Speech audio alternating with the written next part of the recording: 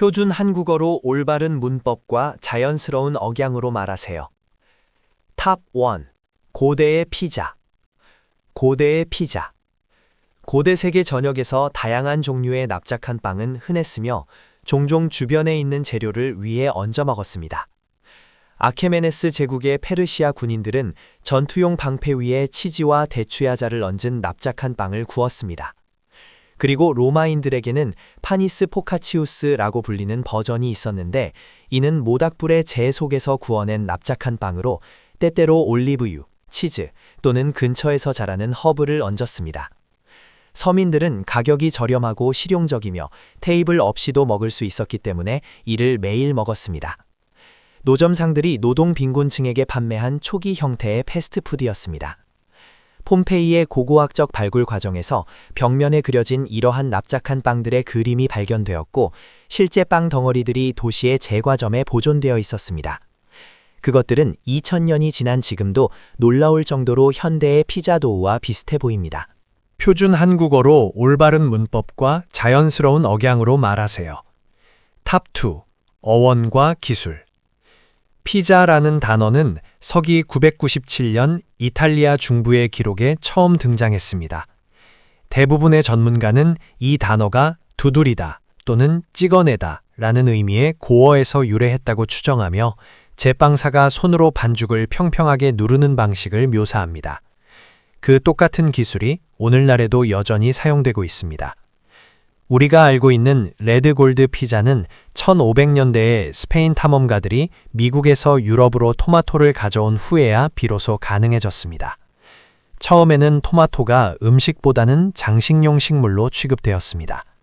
문제의 일부는 토마토가 실제로 독성이 있는 가지과 식물과 관련이 있다는 점이었습니다.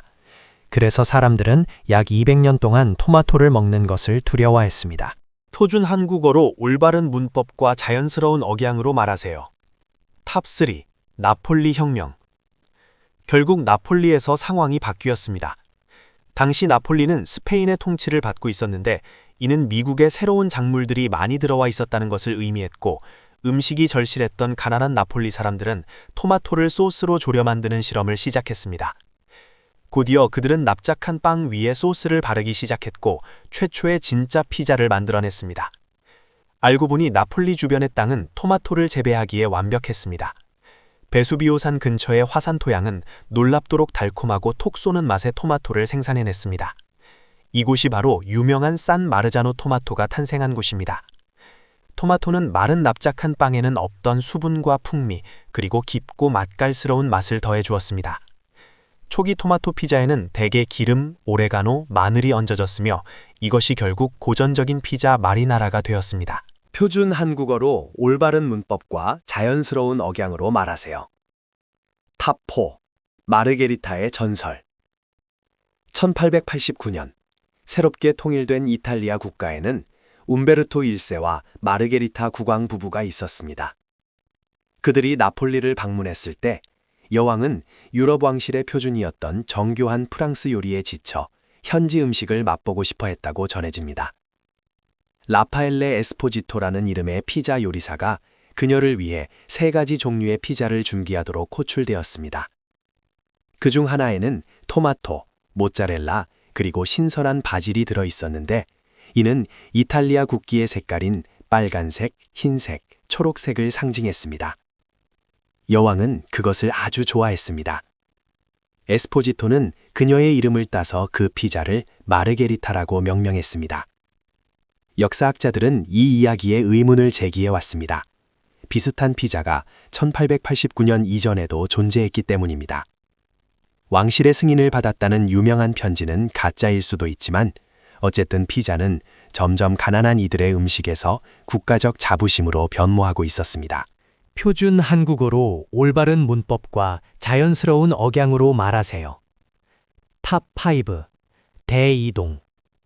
1880년에서 1914년 사이에 약 400만 명의 이탈리아인이 미국으로 이민을 갔습니다. 그들 대부분은 나폴리, 시칠리아, 칼라브리아 등 남부 출신이었습니다. 그들은 뉴욕의 리틀 이탈리아와 같은 밀집된 도시 거주지에 정착했고, 전통 음식을 통해 고향의 편안함을 재현하려 노력했습니다. 피자는 자연스럽게 등장했습니다. 처음에는 이탈리아 거주 지역에서 이탈리아 이민자들이 먹던 공동체 음식이었습니다. 문서로 기록된 최초의 미국 피자집은 1905년 뉴욕시에 문을 연 롬바르디스입니다. 젠나로 롬바르디는 스프링 스트리트의 식료품점에서 피자를 팔아오다가 결국 독자적인 가게로 문을 열었습니다. 표준 한국어로 올바른 문법과 자연스러운 억양으로 말하세요. 탑 6. 미국의 적응. 초기 미국 피자집들은 레시피를 꽤 빠르게 수정하기 시작했습니다. 나폴리에서는 피자를 장자고분에서 구웠습니다. 하지만 산업화된 북동부에서는 석탄을 구하기가 훨씬 쉬웠기 때문에 석탄을 사용했습니다. 석탄 화덕 피자는 원래의 나폴리 스타일보다 더 바삭하고 건조하며 훈연 향이 나는 도우를 자지게 되었습니다. 치즈도 바뀌었습니다.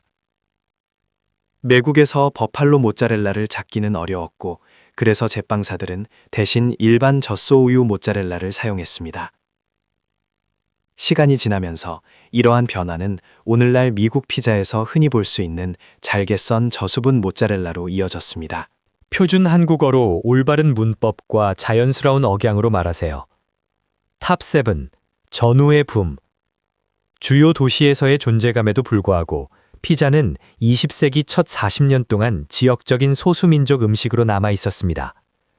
일반적인 미국 대중에게는 거의 알려지지 않았으나 제2차 세계대전 이후 이 상황은 극적으로 바뀌었습니다. 전쟁 중 수십만 명의 미국 군인들이 이탈리아를 거쳐갔습니다. 그들은 지루한 군식량에 질려 있었고 해방시킨 마을에서 만난 간단하고 뜨거우며 풍미 가득한 피자와 사랑에 빠졌습니다. 그들이 고국으로 돌아오자 이탈리아 거주 지역에서 조용히 운영되던 피자 가게들에 갑자기 이탈리아인이 아닌 수많은 고객이 찾아오기 시작했습니다. 동시에 미국은 전후 호황기에 접어들고 있었습니다. 사람들은 교외로 이주하고 있었습니다. 돈도 조금 더 여유가 생겼습니다. 외식을 더 많이 하게 되었고 즐겁고 저렴하며 사교적인 무언가를 찾고 있었습니다. 1950년대에 이르러서는 이탈리아계 미국인 인구가 거의 없는 곳에도 피자 가게들이 생겨났습니다. 표준 한국어로 올바른 문법과 자연스러운 억양으로 말하세요. 탑 8. 체인의 시대. 1950년대와 60년대에 피자 체인점들이 빠르게 확장되기 시작했습니다. 최초의 주요 피자 체인은 1958년 캔자스주 위치타에서 댄과 프랑크 카니 형제가 어머니에게 $600를 빌려 설립한 피자 헛이었습니다. 1년 만에 그들은 여러 지점을 갖게 되었습니다. 10년 만에 수백 개가 되었습니다. 도미노와 리틀 시저스가 약간 다른 모델로 그 뒤를 이었습니다.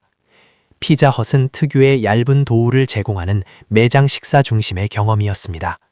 도미노는 배달을 중심으로 구축되었습니다. 리틀 시저스는 양과 가성비를 내세웠습니다. 1970년대에 이르러 대형 체인점들은 어디에나 있게 되었고 일관되고 표준화되며 접근하기 쉬운 버전의 피자를 만들어냈습니다. 1990년 무렵 미국인들은 연간 약 30억 판의 피자를 먹고 있었으며 피자는 미국 생활의 필수 요소가 되었습니다. 표준 한국어로 올바른 문법과 자연스러운 억양으로 말하세요. 탑 9. 글로벌 변형. 피자가 전 세계로 퍼져나가면서 다양한 문화가 현지의 입맛에 맞게 피자를 변형시켰습니다. 브라질에서 피자는 매우 인기가 있지만 원래의 모습과는 사뭇 다릅니다. 브라질 피자는 매우 얇은 도우와 풍부하고 다양한 토핑으로 유명합니다. 옥수수, 완두콩, 삶은 달걀, 심지어 으깬 감자를 얹은 피자를 보는 것도 드문 일이 아닙니다.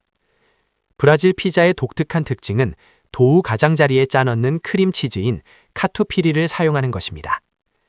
일본에는 1970년대에 피자가 도입되어 현지의 맛을 흡수했습니다. 일본 피자는 마요네즈, 옥수수, 해산물, 테리야키 치킨이 특징인 경우가 많습니다. 냄새가 강한 발효콩인 낫또도 토핑으로 등장했습니다.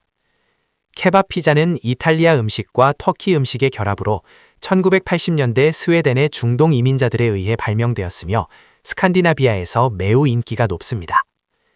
납작한 빵 위에 토핑을 얹는 피자의 기본 구조가 매우 다재다능하기 때문에 거의 모든 국가가 저마다의 현지 풍미와 식습관을 가지고 있습니다. 이러한 과정을 종종 글로컬라이제이션이라고 부릅니다. 표준 한국어로 올바른 문법과 자연스러운 억양으로 말하세요. 탑 10. 현대의 조각. 피자는 현대 세계에서 가장 많이 소비되는 음식 중 하나입니다. 거의 모든 국가에 피자 레스토랑이 있으며 냉동 피자 시장 그 자체만으로도 수십억 달러 규모의 산업입니다. 오늘날 피자는 대도시의 1달러짜리 조각 피자부터 트러플, 핫 허니, 브라타 치즈를 얹은 고급 미식 버전에 이르기까지 다양합니다. 온라인 주문과 배달 앱은 추적 시스템과 빠른 배송으로 그 어느 때보다 편리하게 만들었습니다. 또 다른 큰 변화는 개인화입니다. 나만의 피자 만들기 체인점들은 고객이 모든 토핑을 선택하고 몇 분 안에 구워지는 과정을 지켜볼 수 있게 해줍니다. 2000년대 이후부터 소규모 피자집들은 장기 숙성 반죽, 고품질 밀가루, 수입 이탈리아 토마토에 집중하기 시작했습니다. 바삭한 치즈 테두리가 특징인 강철 팬에 구운 디트로이트 스타일 피자와 같은 많은 지역 스타일이 미시간주를 넘어 유행하게 되었습니다.